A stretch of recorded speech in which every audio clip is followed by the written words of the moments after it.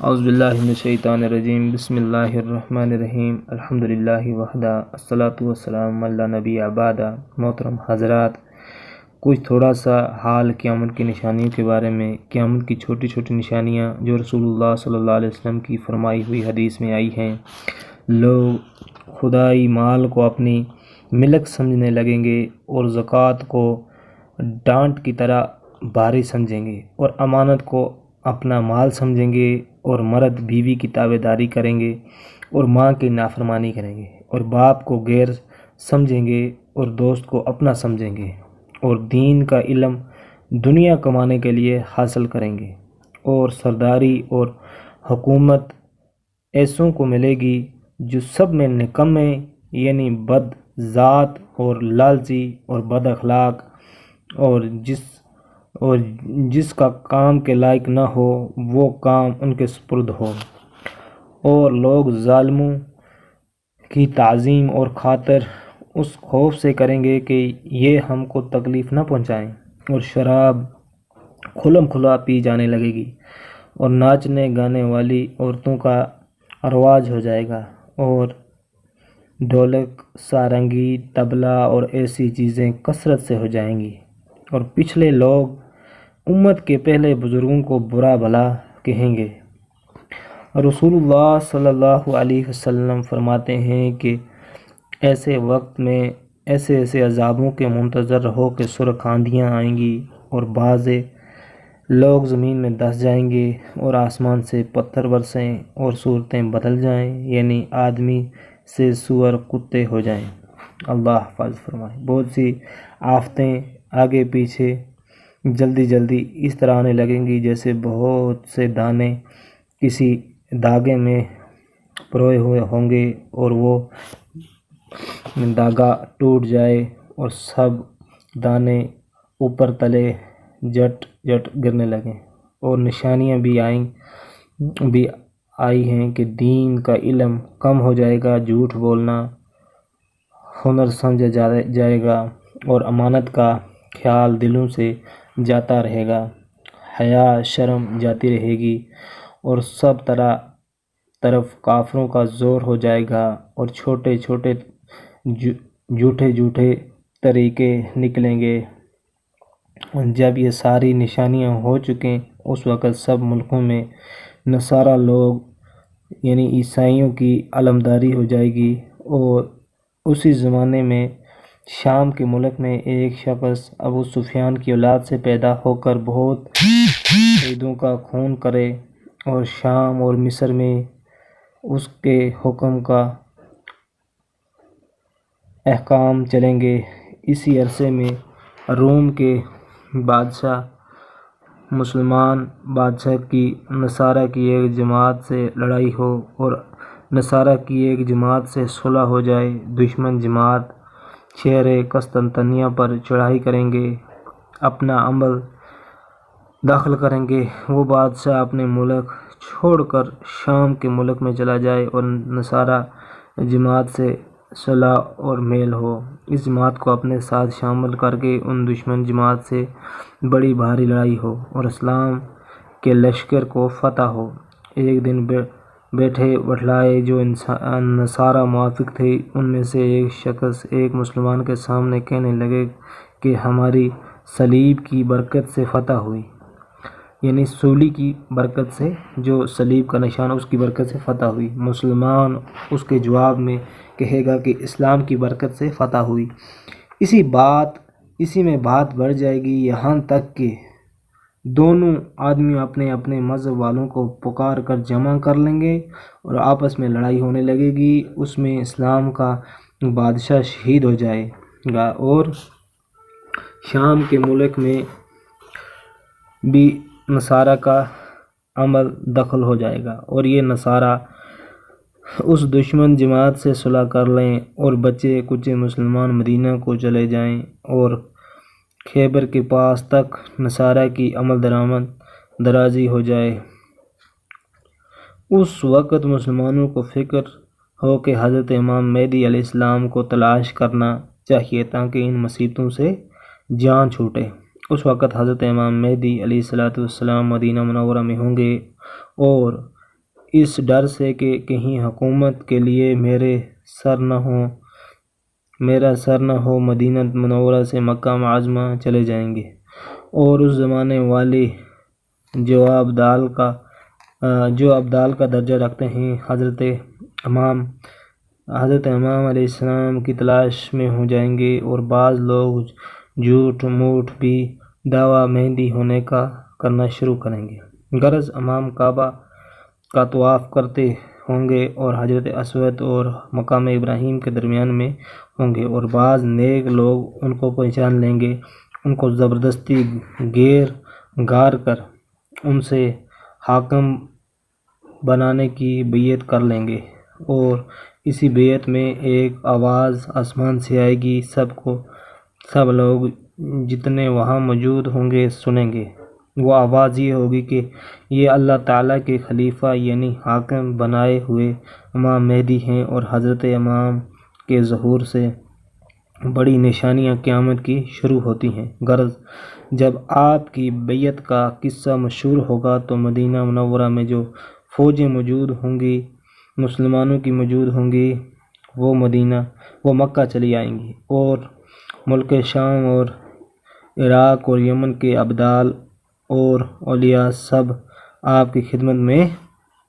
حاضر ہوں گے، اور بھی عرب کی بہت فوجیں اکٹھی ہو جائیں گی۔ جب یہ خبر مسلمانوں میں مشہور ہوگی، ایک شخص خراسان سے حضرت امام کی مدد کے واسطے ایک بڑی فوج لے کر چلے گا، جس کے لشکر کے آگے چلنے والے حصے کے سردار کا نام منصور ہوگا، اور راہ میں بہت سے بددینوں کی صفائی کرتا چلا جائے گا، اور جس شخص کا اوپر ذکر آیا ہے ابو سفیان کی اولاد میں سے ہوگا اور سیدوں کا دشمن ہوگا، چونکہ حضرت امام بھی سید ہوں گے۔ وہ شخص حضرت امام مہدی کے لڑنے کو ایک فوج بھیجے گا۔ جب یہ فوج مدینہ کے درمیان کے جنگل میں پہنچے گی اور ایک پہاڑ کے تلے ٹھہرے گی تو یہ سب کے سب زمین میں دس جائیں گے، صرف 2 آدمی بچ جائیں گے، جس میں سے ایک تو حضرت امام کو جا کر خبر دے گا اور دوسرا اس سفیانی کو خبر پہنچائے گا، اور نصارہ سب طرف سے فوجیں جمع کریں گے، مسلمانوں سے لڑنے کے لیے تیاری کریں گے۔ اس لشکر میں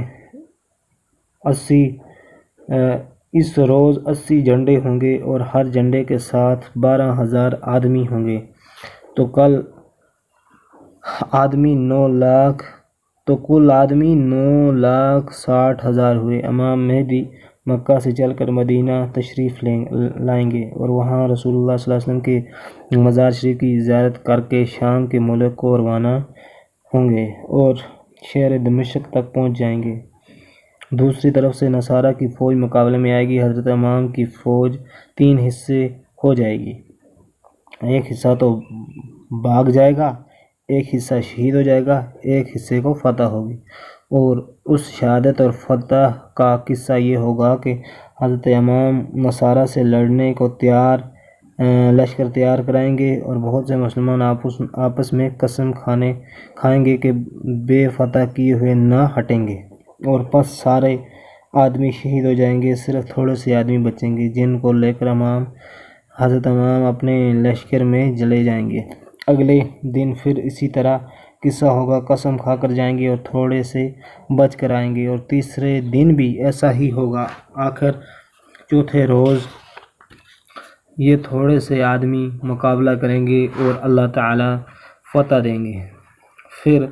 کافروں کے دماغ میں حوصلہ حکومت کا نہ رہے گا۔ اب حضرت امام مہدی ملک کا بندوبست شروع کر دیں گے اور سب طرف فوجیں روانہ کریں گے، اور خود ان سارے کاموں سے نمٹ کر قسطنطنیہ فتح کرنے کو چلیں گے۔ جب دریائے روم کے کنارے پر پہنچیں گے، بنو اسحاق کے 70,000 آدمیوں کو کشتیوں پر سوار کر کے اس شہر کے فتح کرنے کے واسطے تجویز کریں گے۔ جب یہ لوگ شہر کی فصیل کے مقابلے میں پہنچیں گے تو اللہ اکبر بآواز بلند کہیں گے۔ اس نام کی برکت سے شہر شہر پناہ کے سامنے کی دیوار گر پڑے گی اور مسلمان حملہ کر کے شہر کے اندر گھس پڑیں گے اور کفار کو قتل کر دیں گے اور خوب انصاف اور قاعدے سے ملک کا بندوبست کریں گے۔ اور حضرت امام سے جب بیعت ہوئی تھی اس وقت سے اس وقت تک 6 سال یا 7 سال کی مدت گزرے گی۔ حضرت امام یہاں کے بندوبست میں لگے ہوئے ہوں گے۔ ایک جھوٹی خبر مشہور ہوگی کہ یہاں کیا بیٹھے ہو وہاں شام میں دجال آ گیا اور تمہارے خاندان میں فتنہ فساد کر رہا ہے۔ اس خبر پر حضرت امام مہدی علیہ السلام شام کی طرف سفر کریں گے اور تحقیق حال کے واسطے 9 یا 5 سواروں کو آگے بھیجیں گے۔ ان میں سے ایک شخص آ کر خبر دے گا کہ وہ خبر محض غلط تھی، ابھی دجال نہیں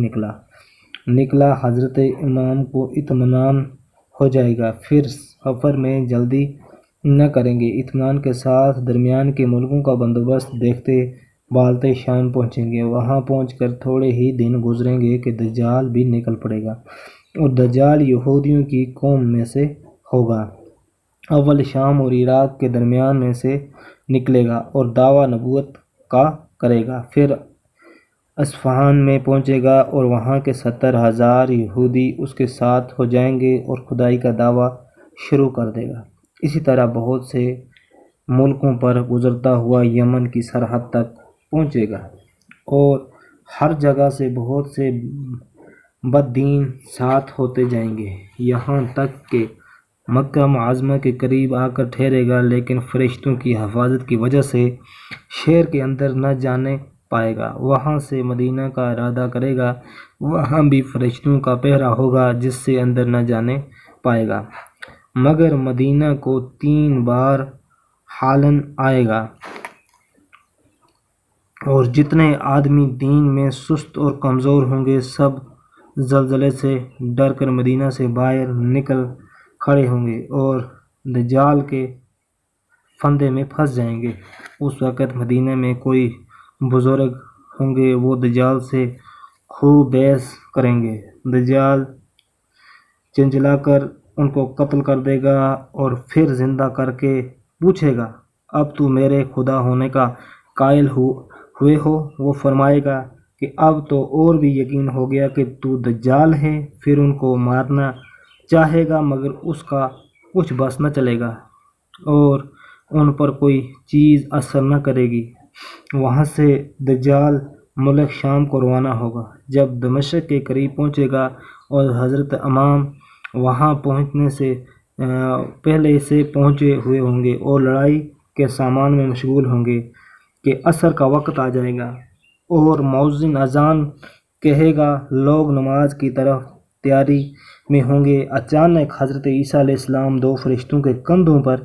ہاتھ رکھتے ہوئے آسمان سے اترتے نظر آئیں گے اور جامع مسجد کی مشرق کی طرف کے مینار پر آ کر ٹھہریں گے اور وہاں سے زینہ لگا کر نیچے تشریف لائیں گے۔